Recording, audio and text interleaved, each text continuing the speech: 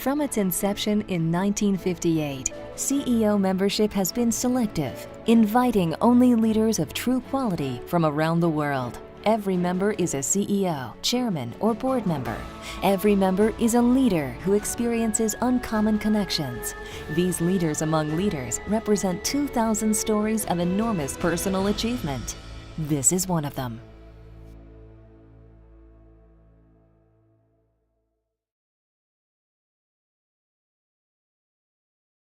When I was young, our father took us sailing, and he was a great racer.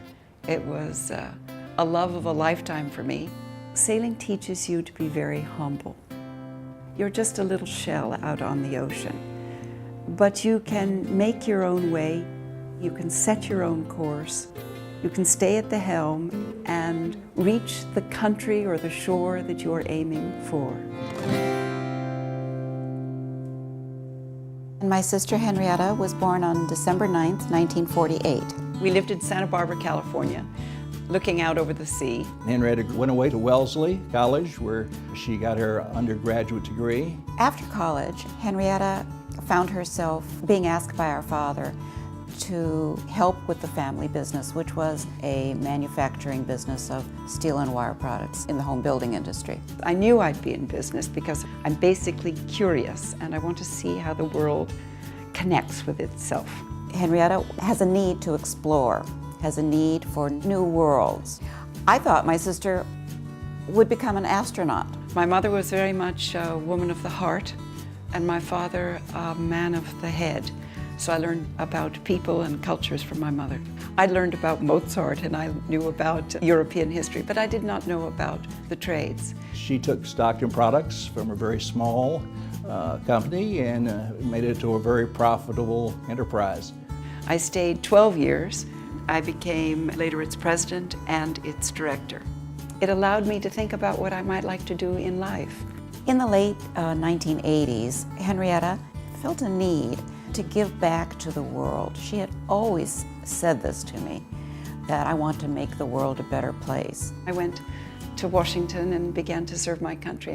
In 1990, I was presidentially appointed as Assistant Administrator for the Bureau of Private Enterprise in the U.S. Agency for International Development. When she first went into USAID, she had this idea of doing a U.S.-Asia environmental partnership. When I was in the government, I found it very difficult to get anybody, even within your own agency, to cooperate, let alone getting 20 or 30 other agencies to cooperate. Well, Henrietta was not the kind of person who would sit at her desk in Washington and get reports from subordinates. She likes to roll up her sleeves. She loves to learn about foreign cultures and environments, and she's an incessant traveler. After the administration was over, she continued her Asia work both with the Asia Foundation, the Asia Society, and the Aspen Institute, and many other nonprofits. While I was working as Deputy National Security Advisor, I had heard both rumors and then people had spoken to me about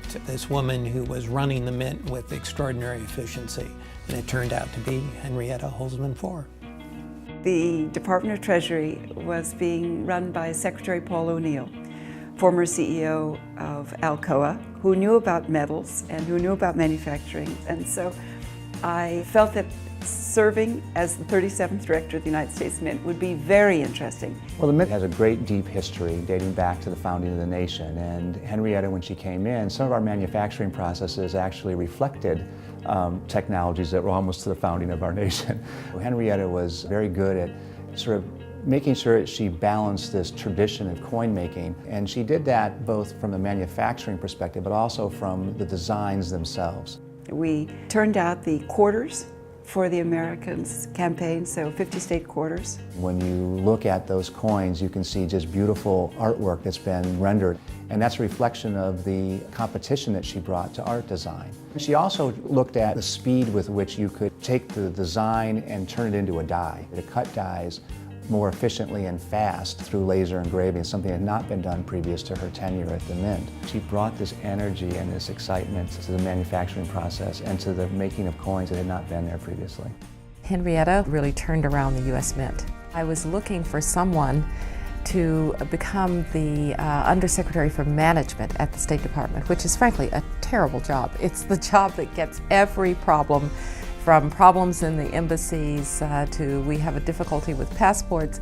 And so I needed somebody really strong. And it was a 10 strike. It was one of the best appointments that I made. Henrietta called me one day. She said, "Can you come and talk with me? Because I think we have a problem with the embassies that we're building around the world. We're building embassies that are, for security reasons, separated by high walls. I'm worried that we're building an infrastructure of isolation, not an infrastructure of engagement." And so she asked us if we would undertake a study, which was called Embassies of the Future.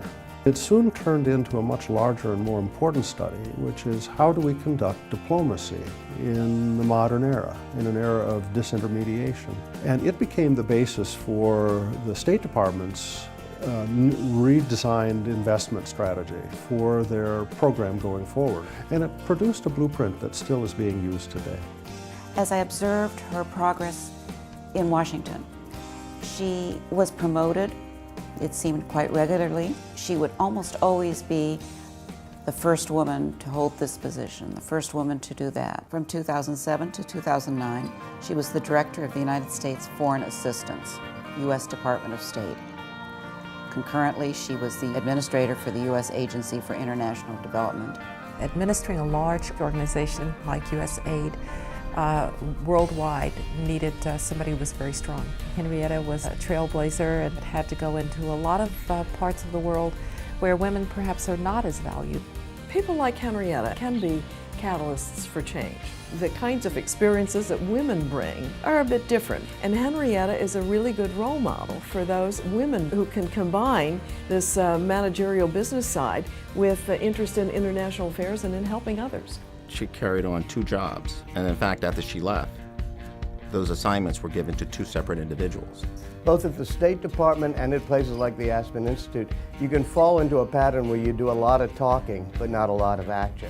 Our mantra was always to turn thought into action. This is something that Henrietta fully got. She realized we weren't just there to theorize, we were there to turn thought into action. One of the first assignments that she asked me to do was to put together a brain trust so that we could begin to think about how to deliver goods and services to the world with a business approach, with a private sector business approach. After 7 days of processing, the 8th day I was in Cambodia, Bangkok, Sri Lanka, and looking at projects. What was so unforgettable was that I was able to see immediate changes and immediate impact of what we were doing. When Henrietta went to AID, she felt that the agency was not utilizing the rich depth that's available in the private sector, where companies are doing important things every day that enhance human development and capacity, but it's outside of the purview or the consciousness of our government. And so she made a conscious effort to try to bring open public-private partnerships into AID as a mode of doing business.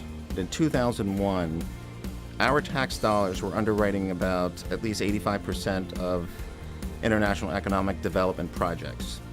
And 2008, it was 15%. 85 or 80 was coming from the private sector. Government is very different from the business world. And it is that unique individual who is able to make the transition. The first time Henrietta and I really worked together was on the Clinton-Bush Haiti Fund. People look at these disasters and think we need to provide food, shelter, humanitarian assistance, water.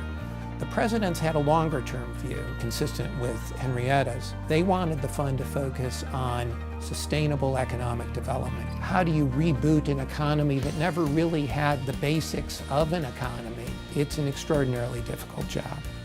It's very exciting. You will see a woman who will be in a little shop, and it's her shop, and she'll have a refrigerator, and it's where she keeps her soft drinks, let's say her Coca-Cola and other products.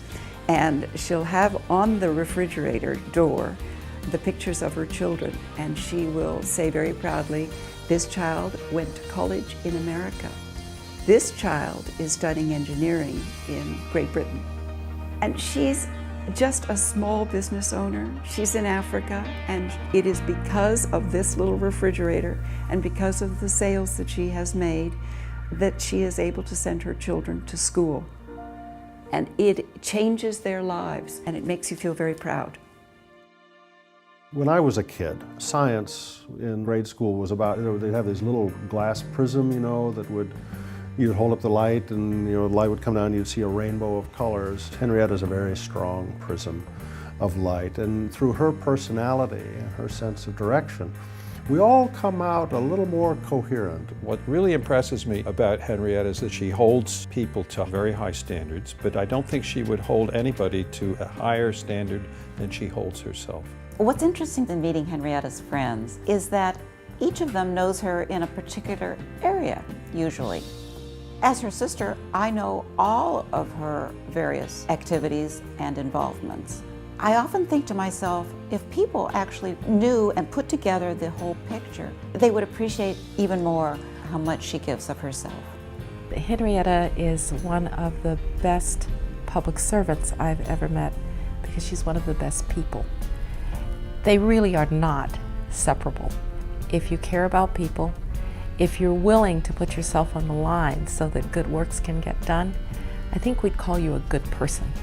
But it's also what makes you a good public servant. And I'm especially proud to call her my friend. Her legacy is making the world a better place and having everyone participate in this.